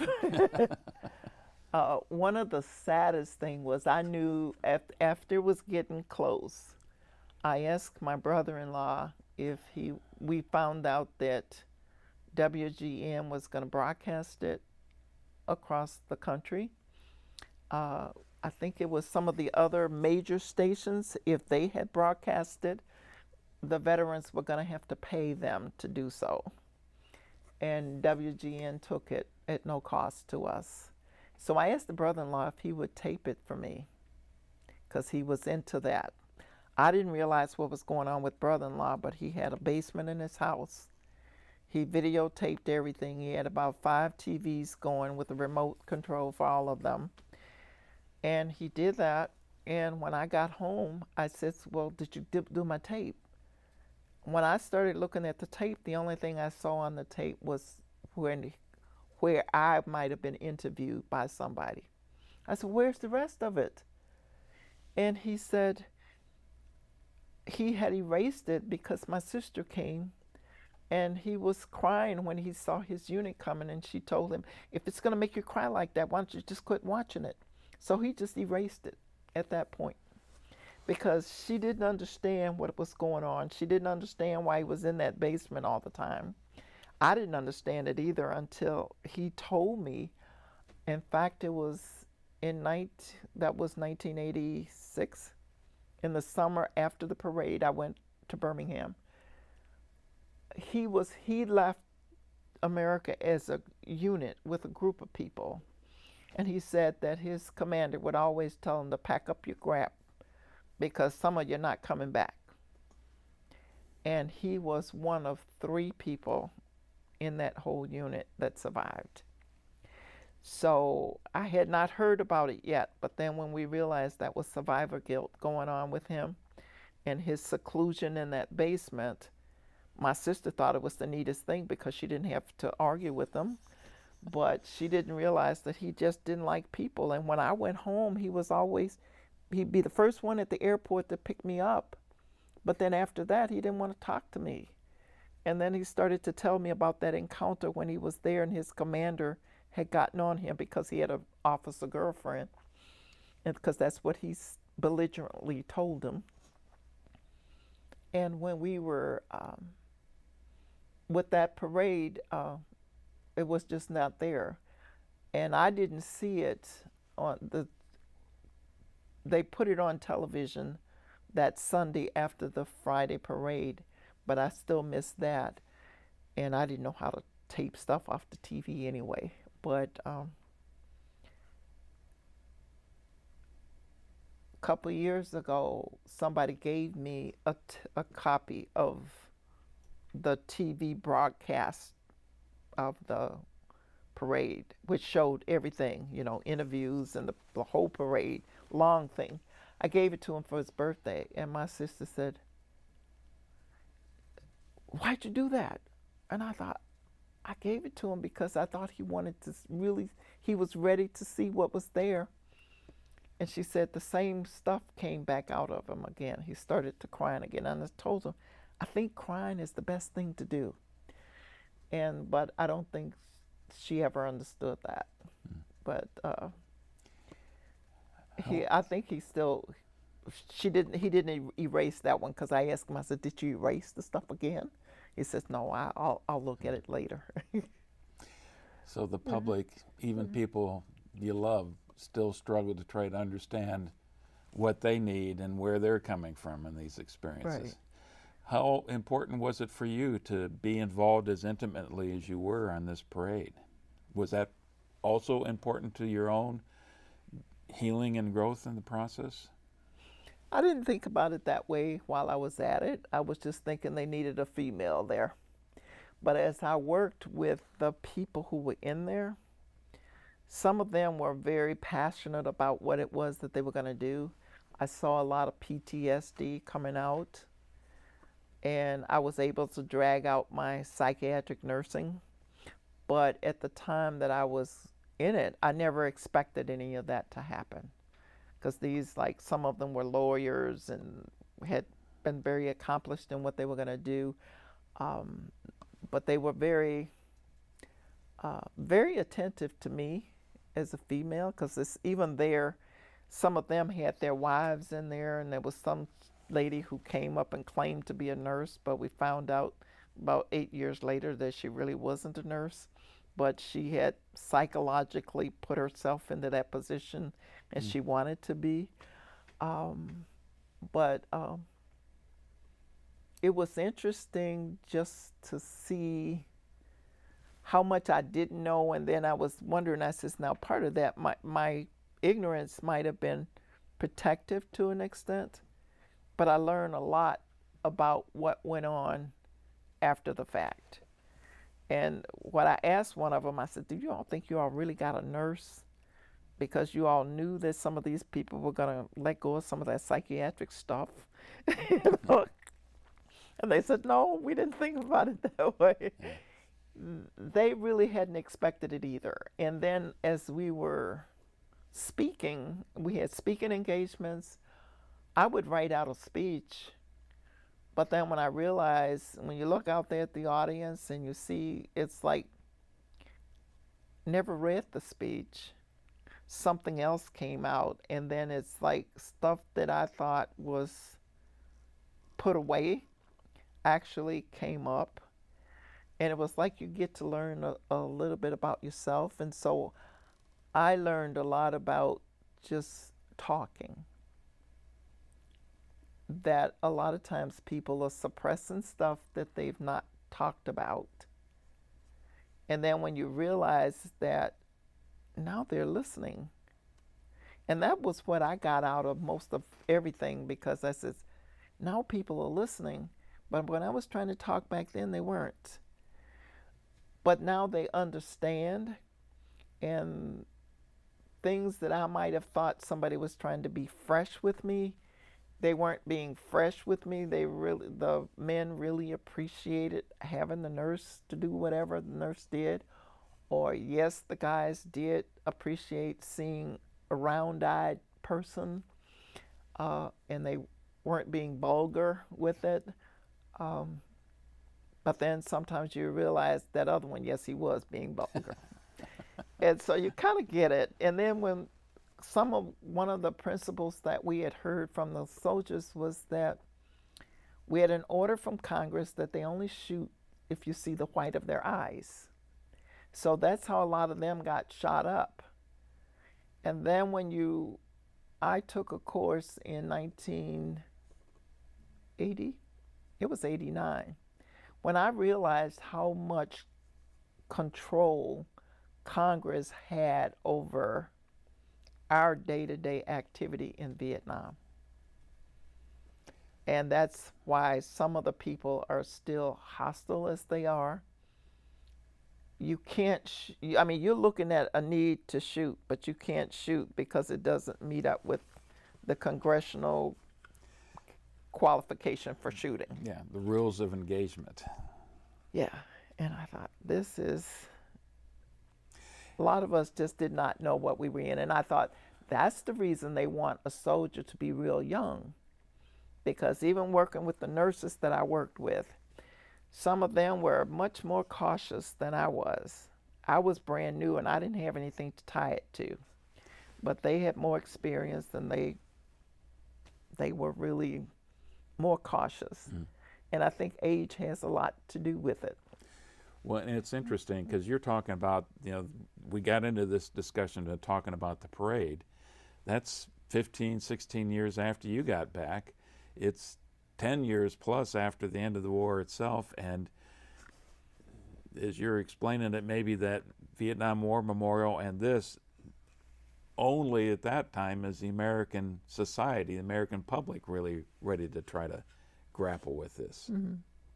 I wanted to move on to the next one then, and it's along the same vein here. This is not news to you, but the Vietnam War Memorial design, which you talked about, that black scar in the earth, that powerful wall with all of the names on there, like everything else to do with Vietnam, it was controversial, and there was arguments and there were emotions. And so you got the memorial opening up, and then there was a statue a few years later. And then the point of the story I want you to pick up is 1993. And I think that's enough to hand it back to you. Oh, okay. So 1993, I think the nurses decided that they wanted to have a memorial. That the nurses were, I think after a while, nurses had begun to see how important we had been to the soldiers. It wasn't just a job. And Diane Carson Evans had put together, and she and her husband and some other people some of the nurses actually left the field of nursing because of that, and they wanted to put in the memorial. And it had been designed as a single-figured female to represent a nurse. And some of the controversy that came out was it didn't look like me. It didn't look like the black nurses who were there. It didn't represent the male nurses who were there. And so that was the initial conflict that I heard about. And then as Diane and her group started to really work on it, then we got into controversy from the Art Society up in Washington, D.C., that they did not want to have another memorial there on the mall in Washington, D.C. And one of the Congress had finally passed it, but they were still fighting that they did not want this thing done. One of the ugly comments that I heard was said, I don't know who said it, but it was supposed to come from a big group, that if they allowed that monument to go on the wall, on the mall, anybody who had a dog would want a memorial as well. And so I think that put a little bit of fight into the nurses, that we were going to fight this thing. After it got approved, then they had to bid it out. So even though I paid $1,000 for that little statue, because that was a fundraiser to get it going, and I still have it. But one of the things was it had to go out to bid. And once it got out to bid, I think there are 3 women on there. And then it's a 3-dimensional thing, so you have to turn it around to see the other ones. You've got somebody looking up at the sky for the helicopters to come in. I know that's what it is, but you don't see a helicopter up there, but we know that's what she was looking for. And you've got another nurse. You actually have a nurse standing there with the helmet and the stethoscope and all that stuff. So even with that, I think that the timing was okay, because now you got a memorial that looks like it's representing a group of women. You can't really figure the Red Cross lady out, but some people say she's there, and you really get to appreciate it. And there is a black nurse involved in that, right? Yeah, yeah. When did you take your first trip to the wall? Might have been a year or so after it was put in. Do you remember that trip? Yes. I went to, well, before let's see. Yeah, I saw it before I saw the moving wall. Yeah, I went at night. And I was on an assignment with the reserves, and I was with another coworker who had gone there. And it was, first thing is I wanted to find the names of people that I knew. There was people that I'd grown up with in Birmingham. I knew one who got killed. He fell off the plane. His name was not there. He went up and he looked back and he fell, and the injury caused his death. The patient that I had was there. One of my coworkers wanted me, her brother's name was there. And so it was just going around with the little piece of paper, scratching off the names and bringing it back to give it to whoever wanted it. But it was like, I thought we had about half an hour to go look at the wall. We were there about 3 hours.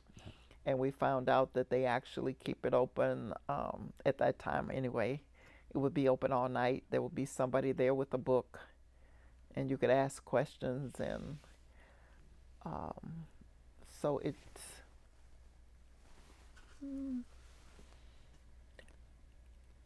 I was glad one of the things was I was glad to say to myself, I only saw one patient up there, one patient. And one of the things that we had learned by that time was that if a soldier made it to a hospital, compared with a 20% loss in Korea, we had less than 10% we lost after they got to a hospital. So we just figured most of those people whose name was on that wall had died on the field. They didn't die in a hospital because of any negligence or anything that we weren't capable of doing. Do you like the design of the memorial? The Vietnam Memorial or the Nurse Memorial? Well, let's start with the Vietnam Memorial. I like it, yeah. It gives you a little time to walk through, see what's there. I like the fact that they've got it. It looks like it's eternity as you look at it. But I like the wall, yeah. And the women's portion of the memorial, do you like that design? I like the fact that it's there on the mall with the casualties. It shows most of what was there, because when I was in Vietnam, most of it was related to healthcare. Then it also gives you some idea of the other people who were there in support of the war. But no matter what what that other person's job was, it probably still boiled down to some connection with casualties. Well, let's move beyond that. I think also in the 1990s, how long did you stay in the reserves? I came out with 32 years. You almost hesitated, Connie, when you said that. No, I went in with my 3-year obligation in mind, and I came out about 30 years later. Yeah, so. What year was that then? Was that late 90s? 96, And you retired at what rank? full colonel. Very good. So I went in as a PFC, came out as a colonel. As a full colonel, then, you're still working in reserve units, I would assume the reserve units you're working with are going into hospitals. So now you're in a position where you can dictate the kind of treatment that the nurse is supposed to give to people, right? I think that was when I began to really see that I was being appreciated, because I was asked to be on the program. There was two other nurses, two male nurses and me. We were asked to just talk about our experiences, and we each had about 15, 20 minutes to talk. And about 3 hours into their 1 hour program, we were still talking. And the nurses who were present were still asking questions.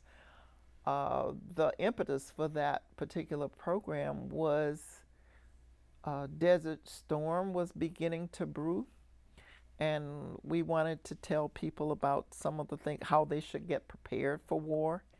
And they were beginning to see and appreciate some of the stuff that we were going through, having been there. And now they were beginning to really ask questions, because it was becoming real to them that some of us may have to go over there as well, or into a war zone. I think a lot of my talk to people was, how does a black female having to deal with hair stuff that other people don't have to deal with, how they have to do that? You know, so we helped a lot of people with females going, because there was just absolutely no preparation for that for me. I remember using a white lady perm on my hair, and it come out looking really crazy because some boyfriend of mine had sent me stuff to put on the hair, and it was just not what it was. There was no beautician around to do what you had to do. Wigs were cheap, but it was just too hot to wear them. We didn't have the hairstyles where you wore natural hairstyles. And we were always supposed to have the hat on our heads, and the weather was just not conducive to sweating and wearing this hat all the time. And people just did not understand it. And then there was those experiences of, yeah, you're a nurse, but you may spend the night in the bunker. And this is how you need to protect your female needs while you're in seclusion, or when you're away from all your personal belongings. And it became real to people just to realize, hey, yeah, females have a lot that men don't have to deal with, and black women have stuff to deal with that white women don't have to deal with. Now, did your reserve unit deploy to theater during Desert Shield, Desert Storm? Yeah. I did not go with them, though. At the time that I went, part of that was, it was very stressful to me, because I was the chief nurse of the unit. We had to go through a lot of secret information. And it's one of those things where you get closed up in a room with this size with papers up to here, and you've got to know stuff, but you can't write anything. You can't talk to anybody about it. So you get all this information in your head that you can't share with anybody.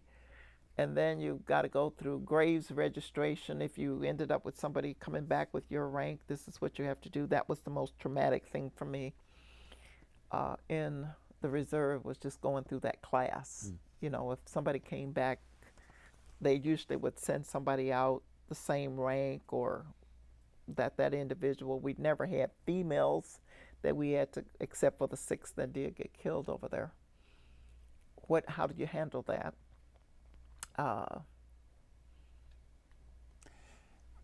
What's the reserve unit you were with? I was with the 801st General Hospital, and the hospital itself was to have all of the personnel that it would need to run a 1,000-bed hospital.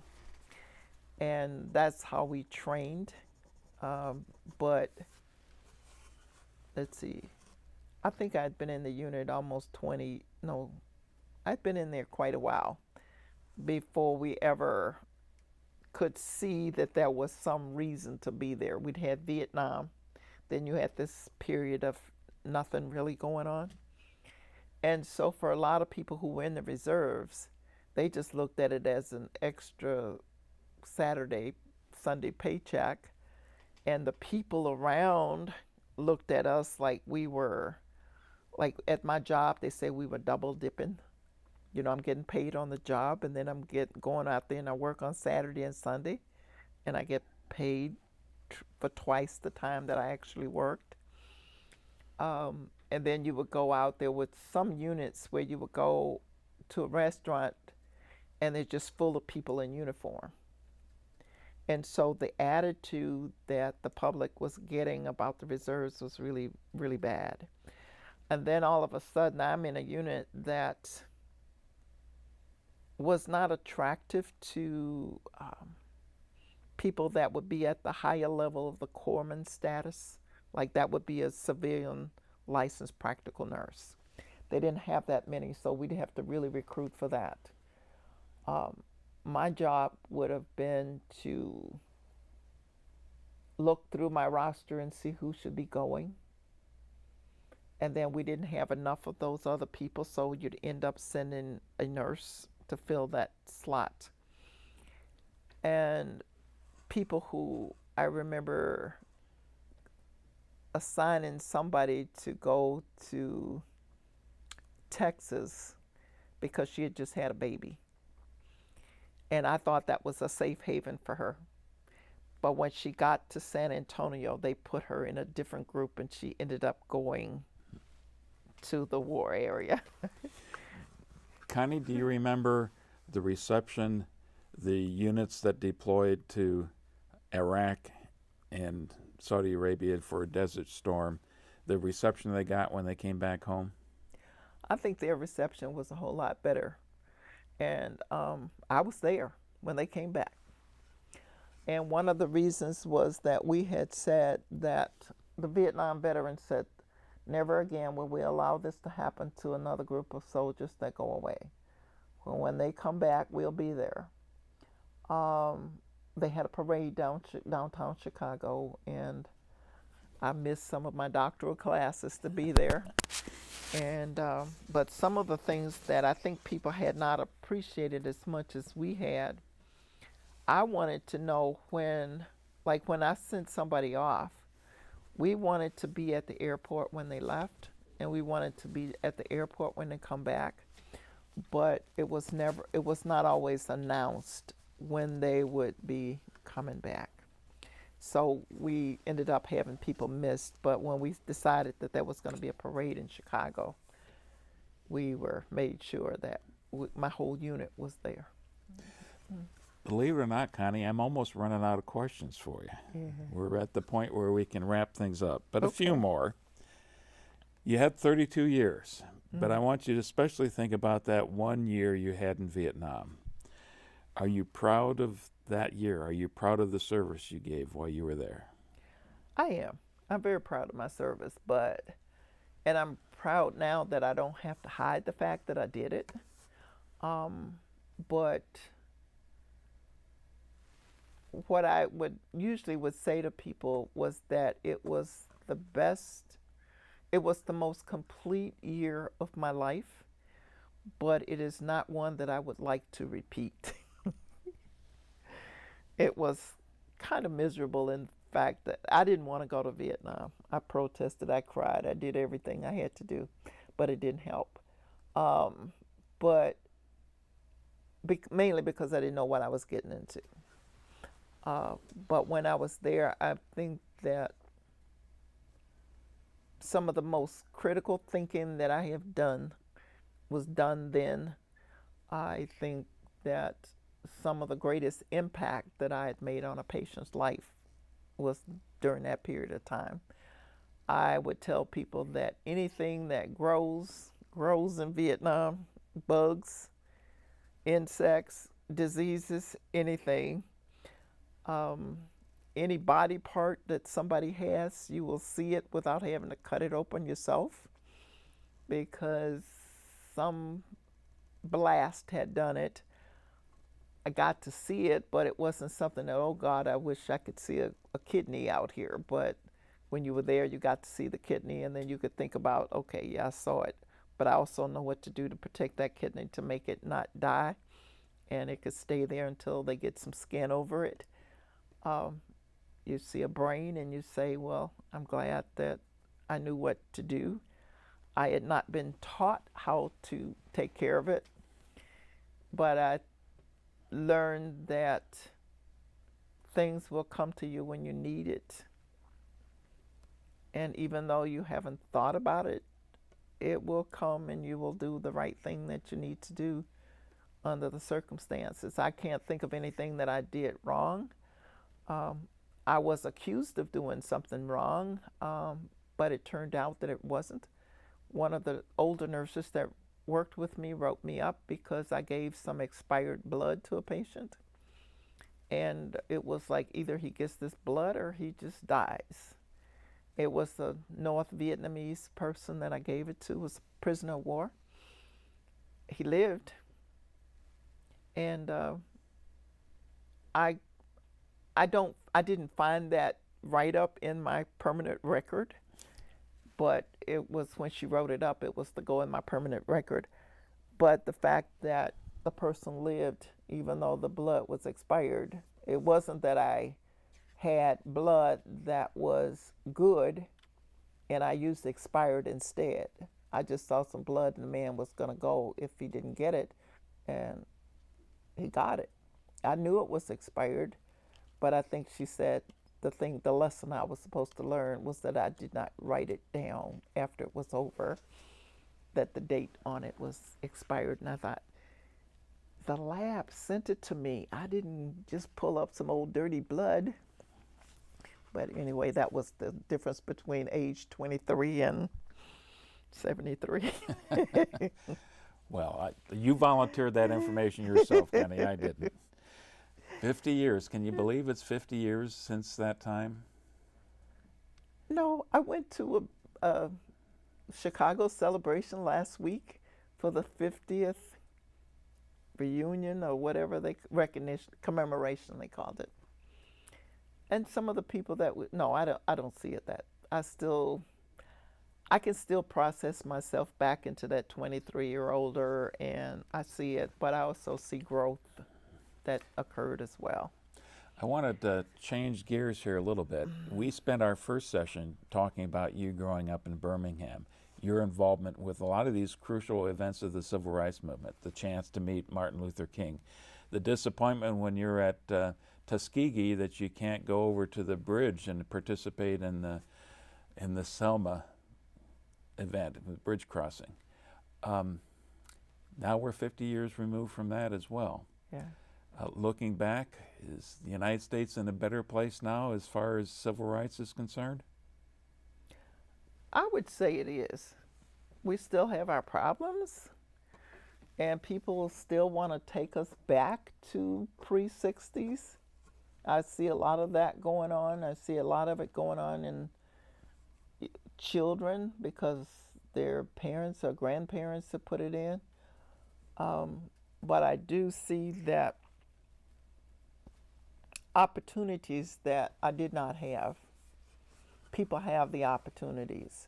So I see the challenge being stronger for us to get over to people that even though racism still exists right now, you have a greater choice of getting over that or getting through that, and you can get through it. It's going to present itself to you.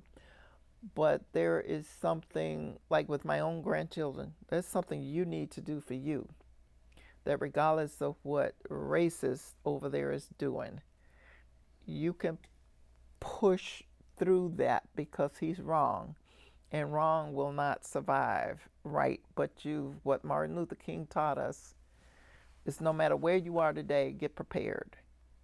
And your chance right now is to get prepared. So even though somebody is trying to push back on 30s 1930s and 40s on you. If you're prepared for it, you can make it. But if you're not prepared, they're going to knock you right back down just like they did our grandparents. They could not go and get even a grade school education. You have a choice to go, and you can get it. And my daddy used to tell us all the time, if it's in your head, nobody can take it. So if you get your education, they can't take that away from you. They may keep you from having a job, but you can sit jobless and write up a good defense for why you should have that job, because you can read and write. The first time we met, I got the impression that many people have been telling you over the years, Connie, you need to sit down and write this story up. How important is it for you to have a chance to tell this story? You know what? I think it's growing on me. It's beginning to grow. And I think I realize that I need to get over the fact that I let somebody tell me that nobody is interested in the story. But I had to get to a point where I got interested in the story myself. And I think I'm getting interested. Well, I've been at this for the third session, probably 6 hours or more now. Yeah. You've got quite a story to tell, Connie, and it was a thrill for me to have the opportunity to entice a little bit out and to hear it firsthand and really start to understand where you were at with all these experiences as well. Any final comments for anybody who might watch this, maybe to your grandchildren? You've already given some advice for the grandchildren. Anything else you'd want to say in closing? Just know what you're going to do, and know that war is a fact of, it's a possibility of life. And you got to know why you're doing whatever it is that you're doing, and you got to see that if the purpose for this war was what it was, you need to go back and check and make sure that it was accomplished. And I think that's what I did in perhaps talking to you today.